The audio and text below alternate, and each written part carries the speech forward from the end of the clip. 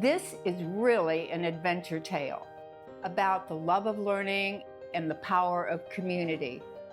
We call it the LRC story. It began in 1975 with folks in a community, our community, collaborating about an unmet need. The school system was not really doing an adequate job of meeting the needs of children with learning disabilities.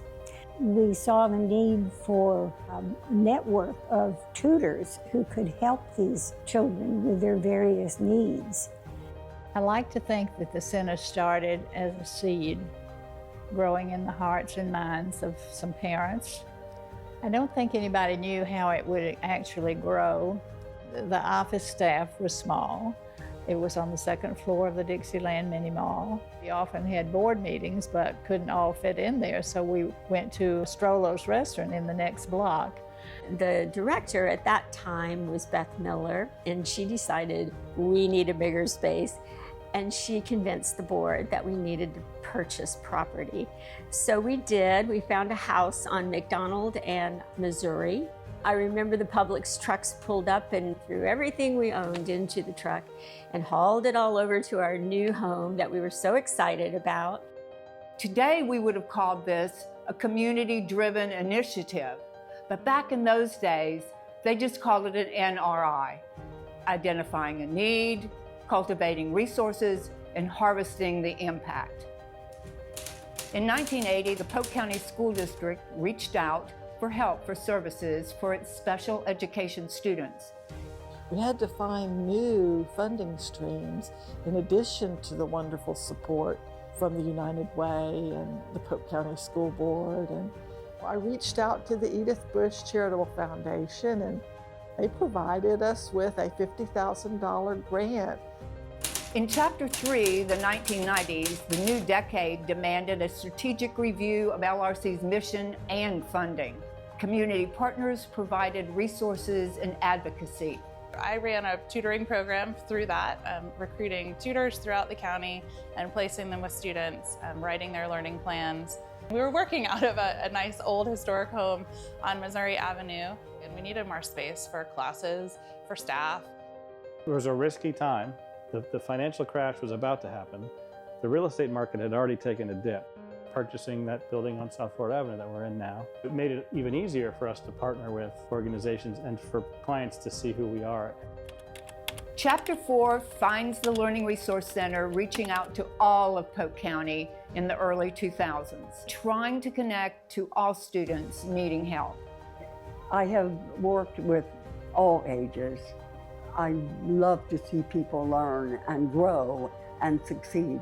It would never have been possible had it not been for that skilled leadership and their loving and supportive staff to make it what it is today. I worked with the United Way of Central Florida for 17 years and only fund those programs that can produce sustainable, measurable impact.